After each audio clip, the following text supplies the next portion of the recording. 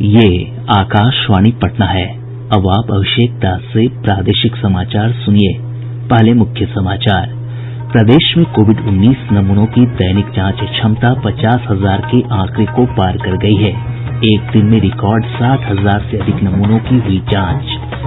कोविड-19 के 3,416 नये मामलों की पुष्टि के साथ ही राज्य में संक्रमितों की संख्या बढ़कर 68,148 हुई। 388 लोगों की हो चुकी है मौत। प्रदेश में बाढ़ की स्थिति में कोई सुधार नहीं। 16 जिलों की लगभग 70 लाख की आबादी बाढ़ की चपेट में।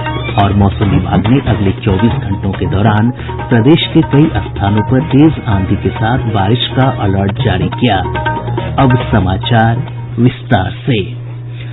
प्रदेश में कोविड-19 नमूनों की दैनिक जांच क्षमता 50,000 के आंकड़े को पार कर गई है। पिछले 24 घंटों के दौरान कोविड-19 के 60,254 नमूनों की जांच की गई। एक दिन में अब तक का यह सर्वाधिक आंकड़ा है। राज्य में अब तक लगभग 8 लाख नमूनों की जांच हो चुकी है।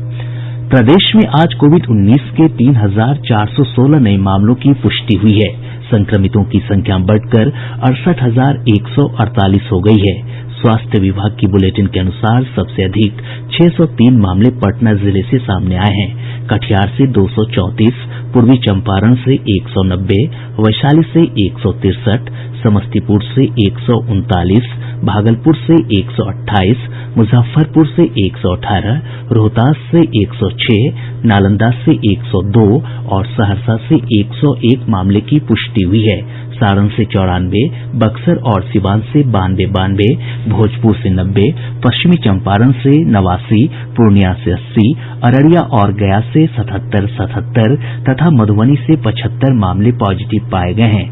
स्वास्थ्य विभाग के सचिव लोकेश कुमार सिंह ने बताया कि पिछले 24 घंटों में 1,450 लोगों को उपचार के बाद छुट्टी दी गई। स्वस्थ होने वालों की संख्या बढ़कर 43,820 हो गई है। स्वस्थ होने की दर 64.3% है। वहीं एक दिन में 19 लोगों की मौत के साथ मृतकों की संख्या बढ़कर 388 हो गई है। अरवल जिले में आज से 16 अगस्त तक पूर्ण लॉकडाउन लागू रहेगा। हमारे संवाददाता ने बताया है कि इस अवधि में आवश्यक सेवाओं को छोड़कर सभी सरकारी और निजी कार्यालय तथा प्रतिष्ठान बंद रहेंगे। जिले में कोविड-19 के बढ़ते मामलों को देखते हुए लॉकडाउन का फैसला किया गया है। इधर जिले में 5 मोबाइल वैन के माध्यम से गांव-गांव जाकर कोरोना संदिग्धों की जांच की जा रही है। मुजफ्फरपुर के एसकेएमसीएच में कोविड मरीजों के लिए 160 बेड की और व्यवस्था की जायेगी। जिलाधिकारी चंद्रशेखर सिंह ने बताया कि इसमें 100 बेड आईसीयू के होंगे। कटिहार प्रधान डाकघर में आज से कोरोना शॉप काम करने लगा है। यहां फेस मास्क, हैंड सैनिटाइजर और हैंड वॉश समेत कोरोना से बचाव के अन्य सामान भी उपलब्ध रहेंगे। अररिया जिला स्वास्थ्य समिति द्वारा आइसोलेशन सेंटर के लिए बेड खरीद में अनियमितता पाये जाने पर जिलाधिकारी प्रशांत कुमार ने भुगतान पर रोक लगा दी है। इस संबंध में टीम गठित कर जांच शुरू कर दी गई है। देश में कोविड-19 से ठीक होने वालों की संख्या आज 13 लाख को पार कर गई है। ठीक होने वालों की दर 67% से अधिक हो गई है। मृत्यु दर भी कम होकर 2.07% रह गई है। केंद्रीय स्वास्थ्य और परिवार कल्याण मंत्रालय ने बताया है कि पिछले 24 घंटों के दौरान देश भर में लगभग 56,000 लोग कोरोना से संक्रमित हुए। इन्हें मिलाकर देश में अब तक लगभग 19,64,000 लोग कोरोना से संक्रमित हो चुके हैं। कोरोना से मरने वालों की संख्या बढ़कर 40,699 हो गई है। भारतीय जन स्वास्थ्य प्रतिष्ठान के अध्यक्ष डॉक्टर के श्रीनाथ रेड्डी ने कहा है कि कोविड-19 संक्रमण के उपचार का टीका विकसित करने में अभी कुछ समय और लगेगा। उन्होंने संक्रमण के सामुदायिक फैलाव को रोकने के लिए लोगों से एहतियाती उपाय करने की अपील की है। एक सामुदायिक रूप में इस वायरस को फैलने से रोक लगाएं। दूसरा, खुद की आत्मरक्षा कर लें और दूसरों को भी ये संक्रमण से बचा के रखें। तो इसके लिए हमें ये करना जरूरी है। हम जब बाहर जाते हैं मास्क पहन लें और एक दूसरे से 2 मीटर का फासला जिस हद तक हो सके उस हद तक रखें। और तीसरा, हाथ को अक्सर पानी और साबुन के साथ साफ रखें। साबुन भी नहीं मिलता है तो कम से कम पानी के साथ साफ कर लें या हैंड सैनिटाइजर का इस्तेमाल कर लें अगर वो उपलब्ध हो तो। कोविड-19 की दूसरी संभावित स्वदेशी वैक्सीन ज़ाइकोव-डी के पहले चरण का परीक्षण पूरा हो गया है। वैक्सीन विकसित करने वाली कंपनी जायडस कैडिला के चेयरमैन पंकज आर पटेल ने बताया कि प्रथम चरण के ट्रायल में वैक्सीन पूरी तरह सुरक्षित पाई गई है। उन्होंने बताया कि जिन लोगों पर परीक्षण हुआ उनमें किसी प्रकार के दुष्प्रभाव नहीं देखे गये। उन्होंने बताया कि दूसरे चरण का परीक्षण भी आज से शुरू कर दिया गया है। फिल्म अभिनेता सुशांत सिंह राजपूत की मौत की जांच करने मुंबई गई बिहार पुलिस की टीम वापस लौट आई है। पटना हवाई अड्डे पर टीम में शामिल अधिकारियों ने पत्रकारों से बातचीत में कहा कि मामला सीबीआई के हवाले हो जाने के बाद पुलिस मुख्यालय से वापस लौटने का आदेश मिला था। अधिकारियों ने कहा कि बिहार पुलिस द्वारा की गई जांच से सीबीआई को मदद मिलेगी। इस बीच अपर पुलिस महानिदेशक मुख्यालय जितेंद्र कुमार ने बीएमसी के आयुक्त को पत्र लिखकर भारतीय पुलिस सेवा के अधिकारी विनय कुमार तिवारी को क्वारंटीन मुक्त करने का अनुरोध किया है। गौरतलब है कि विनय कुमार तिवारी इस मामले की जांच के लिए मुंबई गए थे, जहां उन्हें जबरन क्वारंटीन कर दिया गया है। प्रादेशिक समाचार आप आकाशवाणी पटना से सुन रहे हैं। प्रदेश में बाढ़ की स्थिति में कोई सुधार नहीं हुआ है। राज्य के 16 जिलों के 124 प्रखंडों की 1185 पंचायतों की लगभग 70 लाख की आबादी बाढ़ से प्रभावित है। दरभंगा जिला सबसे अधिक प्रभावित हुआ है, जहां लगभग 20 लाख लोग बाढ़ की चपेट में हैं। प्रभावित जिलों में एनडीआरएफ और एसडीआरएफ की मदद से लगभग 5 लाख लोगों को सुरक्षित स्थानों पर पहुंचाया जा चुका है। इन क्षेत्रों में 8 राहत शिविर संचालित किए जा रहे हैं, जहां 12,000 से अधिक लोग रह रहे हैं। वहीं 1,402 सामुदायिक रसोई घरों का भी संचालन हो रहा है, जहां से लगभग 10 लाख से अधिक लोगों को तैयार भोजन उपलब्ध कराया जा रहा है। एनडीआरएफ और एसडीआरएफ की 33 टीमें लगातार राहत और बचाव अभियान में जुटी हुई हैं। बाढ़ प्रभावित जिलों से हमारे संवाददाताओं ने खबर दी है कि सुरक्षा तटबंधों के लगातार टूटने से नए इलाके बाढ़ की चपेट में आ रहे हैं। दरभंगा जिले के केवटी प्रखंड में बागमती नदी पर बना जमींदारी बांध फिर से टूट गया है। और ब्यौरा हमारे संवाददाता से।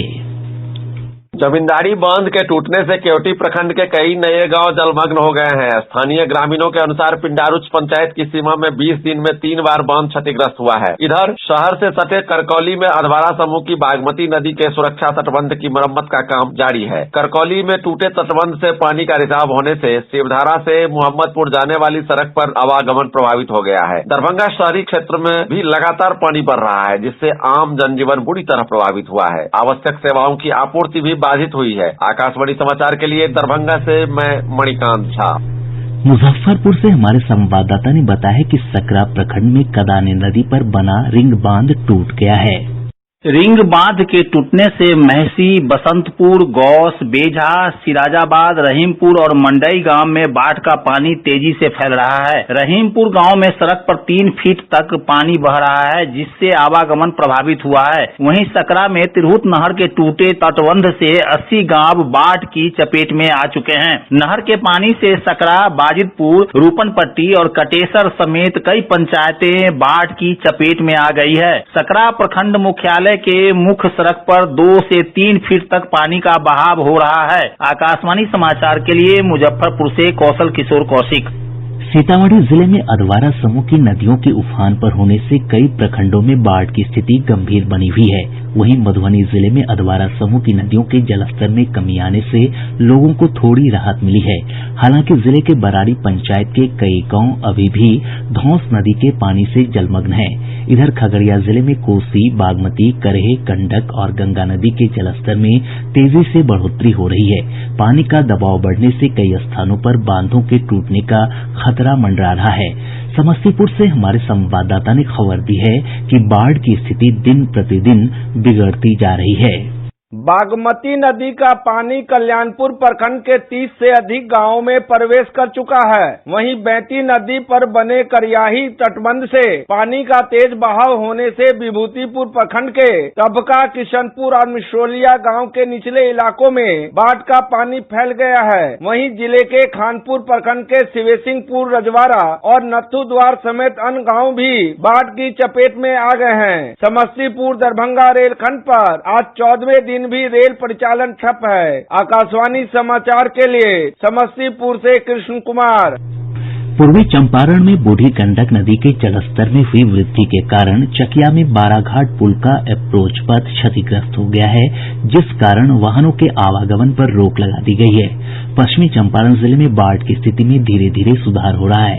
गंडक नदी के जलस्तर में कमी होने से लोगों को फिलहाल राहत मिली है।